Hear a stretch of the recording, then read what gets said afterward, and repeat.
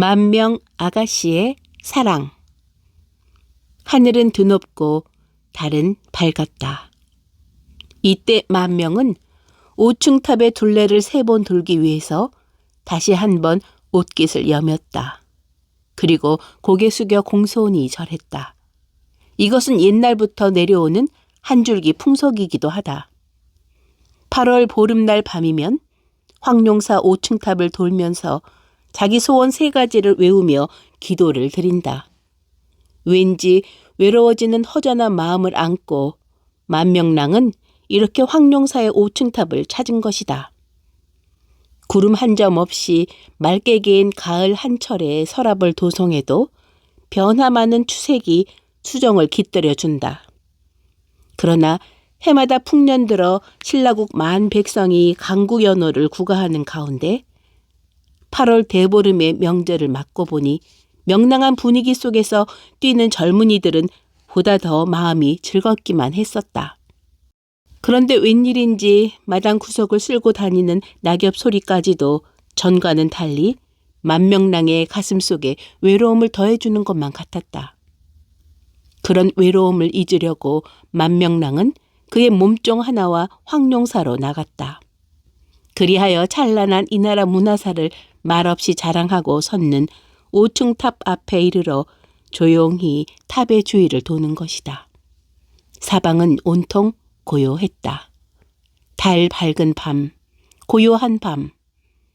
절간 뒤 언덕 밑을 소유하는 젊은이들의 발뿌리 밑에서 허리가 아프도록 노래하는 귀뚜라미 소리만이 조용한 밤의 정적을 깨고 있었다.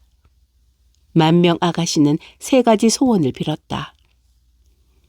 이 나라를 흥하게 하여 주소서. 우리 집 부모에게 많은 복을 주소서. 그리고 이 몸에게 좋은 낭군을 한 분 점지해 주옵소서. 이렇게 비는 소원은 그 해가 다 가기 전에 그의 소원을 고스란히 이루게 된다는 것이다. 3가지 소원을 입속으로 외우면서 그 탑의 둘레를 돌았다.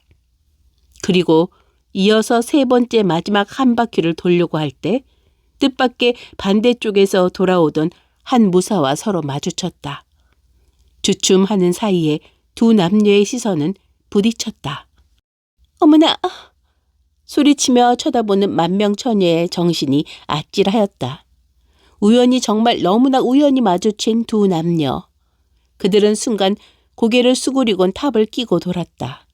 마치 무슨 죄로도 지은 사람같이. 그런데 그들 남녀는 사실 모르는 사이가 아니었다. 다정한 얘기는 못 나누었을 망정 서로의 신분들은 서로가 먼 발치로 알고 있는 사이였다.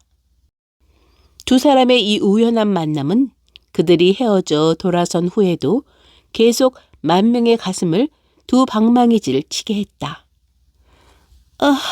내가 왜 이럴까? 그 무사는 만명의 가슴 속에 오래전부터 남모르게 간직해오던 사람이었다.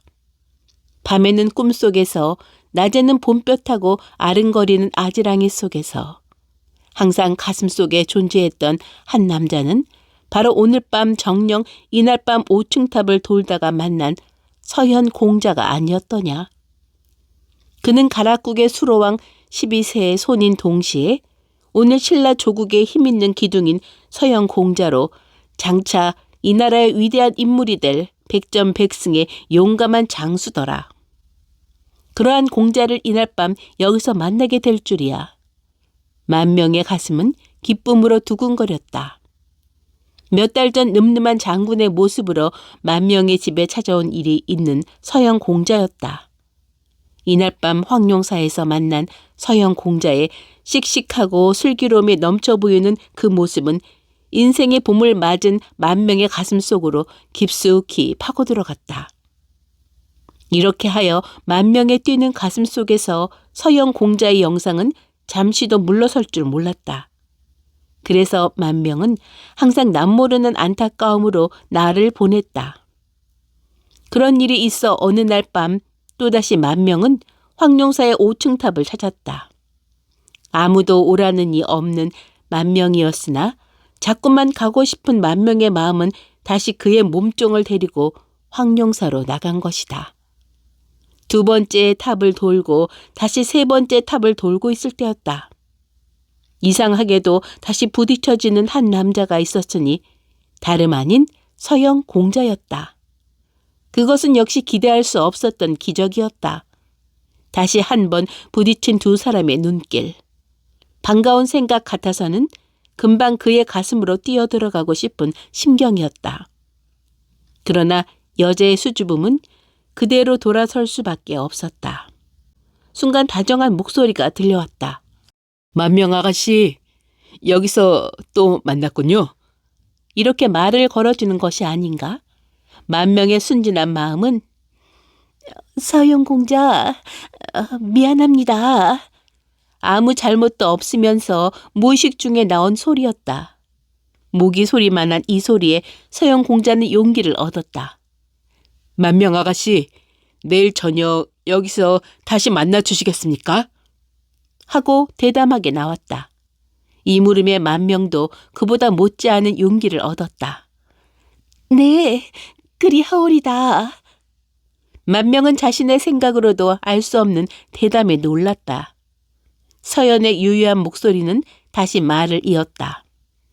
고맙습니다. 내일 밤 이맘때 꼭 기다리고 있겠습니다. 한마디의 말을 남기고 돌아서 걸어가는 서영 공자의 뚜벅뚜벅 걷는 발걸음 소리만이 말없이 서 있는 만명의 귓전에 울려주었다. 이날 밤 자리에 든 만명의 눈은 여러 가지 공상으로 너무나 맑았다. 좀채로 들지 않는 잠을 청할 수가 없이 날은 이미 밝고 있었다. 만명의 가슴 속에 찍힌 그의 영상은 점점 뚜렷해지기만 했다. 달빛 아래 어른거리는 나뭇가지의 모습까지도 만명에게 서영 공자의 영상을 심어주는데 좋겠다. 다음 밤 황룡사에서 만날 서영 공자 생각으로 온종일 기쁨에 찬 만명의 젖가슴이 부풀었다. 이렇게 하여 다음날 저녁 만명 아가씨는 약속대로 쉽게 서영 공자를 만났다. 만명 아가씨 와주셨군요. 아, 공자님도 오셨군요. 서연도 만명도 둘의 마음은 10년 지기의 젊은이를 만났을 때처럼 마음이 푹 놓였다. 임을 그리는 마음이란 이렇게 대담할 수 있는 일인가 싶었다. 옛날부터 남녀칠세 부동석이라는 말이 있는데 더구나 신라의 진골집 처녀가 남의 눈을 속여가며 한밤중에 사내를 만난다는 사실. 물론 저지를 수 없는 부도덕한 일인 줄 누가 모르려면 꿈에도 그리던 서영 공자를 만나기 위해서는 만약 죽는 한이 있더라도 거리낄 게 없다는 만명의 생각이었다. 그것은 비단 만명의 생각뿐이 아니었다. 만명으로 말하자면 적어도 신라 갈문왕과 선마로의 아들 수콜 말로의 외딸로서 금이야 오기야 귀엽게 자라난 처녀가 아닌가. 그러한 진골집 처녀를 꼬여내어 사랑을 속삭인다는 일이 탈로만 난다면 당장에 어떤 벼락이 내릴지 모르는 일이었다. 그러나 서현 역시 죽는 한이 있더라도 보고픈 만명의 모습을 참고만 있을 수는 없었다. 아무도 서연의 가슴에 불붙고 있는 모닥불을 끌 수는 없었다. 만명 아가씨. 예. 나는 얼마나 당신이 그리웠는지 모르. 그러나 이렇게 당신과 가까이 있게 되니 막상 아무 할 말이 없구려. 하고 입을 열었다. 저도 그렇사옵니다. 이렇게 불러주시니 고마울 뿐이어요. 하고 똑똑한 대답을 했다. 그런데 만명 아가씨. 예? 이렇게 여기 이 자리에서 3번씩이나 만나게 된 사실이 우연한 일일까요? 서로 끌리는 바가 있어 나와 만난 일. 그것이 우연일 수만은 없을 거예요. 어느덧 성 밖으로 빠져나온 두 남녀는 잔디를 유삼아 만명의 통통한 손목을 잡고 만져도 만명은 소리 없이 그의 보드라한 손길을 그냥 내맡기고 있었다. 이러다가 이제 우리들의 사이가 발각된다면 그때 우리는 어떻게 되는 거지요? 하고 가장 심각한 문제를 다시 내놓은 서영 공자에게 만명은 걱정 없어요. 서로 좋아하는 사람끼리 만나는 것이 죄라면 이 세상엔 죄 없는 사람은 아무도 없을 거예요. 하고 야무지게 대답했다. 본래 왕가의 귀한 외딸로 태어난 만명은 18년 동안을 어떠한 자유 압제도 받아보지 못한 그저 귀엽게만 자란 처녀였다. 그런 환경에서 자란 여자의 대답은 여기에도 엿볼 수가 있었다. 차라리 서현은 그것이 마음에 들었다. 알겠소. 물론 그래야죠.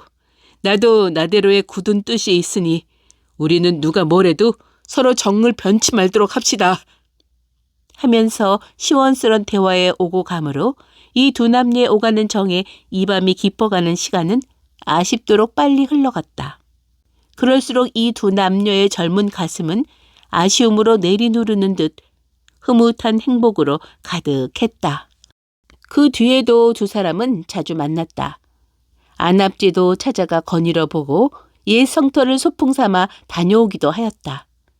이제 두 사람의 사이는 어쩔 수 없이 가까워져서 떨어질래야 떨어질 수 없는 정도에 이르고 말았다.